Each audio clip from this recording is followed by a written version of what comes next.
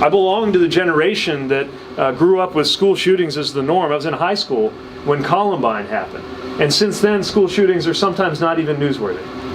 I belong to the generation that's going to pay the bill for the tax cuts on billionaires that were passed recklessly by the last Congress. The generation that is already on the business end of climate change and facing climate problems that are only going to grow deeper in our lifetime. And I believe that our generation has something to offer to make sure that America continues to be a country where at every turn we're better than we were before. Freedom didn't used to be something that one party monopolized. It used to be a basic American value. And I believe at a moment like this, when freedom is in retreat, whether you're looking around the world at places like Russia and Saudi Arabia, or whether you're looking right here at home, I believe freedom needs new defenders who understand that government is only one of the things that can make people unfree. That it's actually our values that will help expand freedom for the next generation. Because you're not free, if, for example, you can't start a small business because leaving your job would mean losing your health care. That you're not free if consumer protections have been erased so that you can't sue a credit card company even after they get caught ripping you off. And in my personal experience, you're most certainly not free if a county clerk gets to tell you who you ought to marry because of their interpretation of their religion. And on that note, let me introduce to you my husband, Chasten, who's in the very back of the room.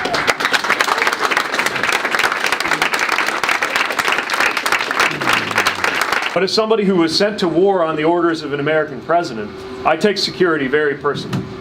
And I also believe there's a lot more to security than traditional security, like the military security that I participated in uniform, or border security, which is absolutely an important part of American security. But what about cybersecurity? You can't build a wall that's going to stop the attacks on our country that are happening in cyberspace even as we speak.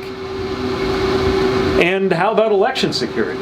Because if our democracy can be undermined through foreign attacks, I doubt that very much anything by way of traditional weaponry can keep anybody safe. And how about climate security? How about recognizing at a moment when cities have been inundated, including mine, we experienced a 500-year flood and a 1,000-year rainfall within 18 months of each other, which is some really peculiar mathematics. California basically caught fire, and these problems are accelerating. So climate is absolutely a security issue. But we can't leave the management of that security issue to people who are afraid to acknowledge that it even exists. These 21st century security concerns, I believe, deserve leadership from a new generation. Coming from, admittedly, a non-traditional background to be in the 2020 conversation. But maybe, just maybe at a moment, when the less you have to do with the things that are going on in Washington, D.C. right now, the better, and a little more of what's going right in our cities and towns is exactly what we need to export to D.C. before they export the way they do things to us. Yeah.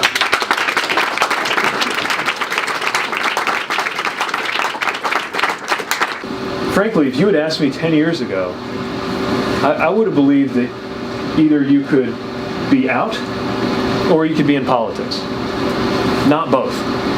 And now I'm addressing a room full of people in Iowa about my hopes for our country with my husband looking on in the back of the room. It shows that if you...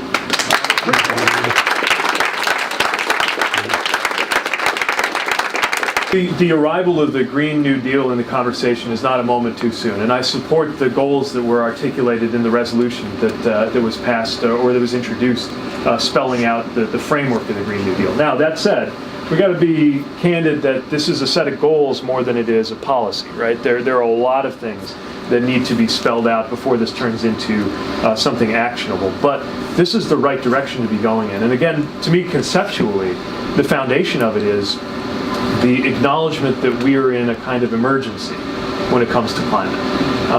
And if you see the things that have happened in our climate, how can this not be an emergency? And that calls for emergency measures, extraordinary measures. We talk a lot about security building up the military, getting prepared to do the fight. I think there's another way to get freedom from fear is to have trust that we as a society are there for each other. Yes. And I'm wondering if you have any examples how you've done that in South Bend or how you anticipate doing that on a national level. Yes, thank you for that. So again, for those in the back, the question referenced Roosevelt's fourth freedom, freedom from fear, and the relationship of fear and trust, and how you build up trust across a country. And I agree. I think trust is one of the biggest things that keeps us safe.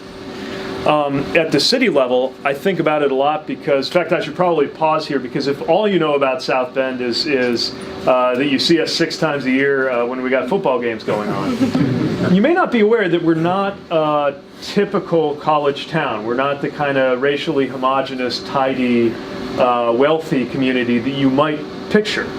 We're actually largely low income, and we're very diverse. We're about 45% non-white. And so I learned very quickly that, especially when we had things like racially sensitive officer-involved shootings or other things that threatened to pull our community apart, that one of the most important things an executive can do, whether it's a mayor or at some other level, is just holding a community together and doing what you can, whether it's just as a walking symbol of the community, or whether it's through policy, to build that kind of trust. I think there are a lot of ideas, from teacher pay to common sense gun safety measures, that the vast majority of American people are for, but not necessarily the majority of the American Congress. And so finding those consensus items, some sleeper items that maybe people don't realize there's a consensus around until you get out there and propose it, I think could really help knit people together. And then there would be accountability on the congressional side for living up to those expectations that Americans have, because Americans are clearly ready for something very, very different than what we have.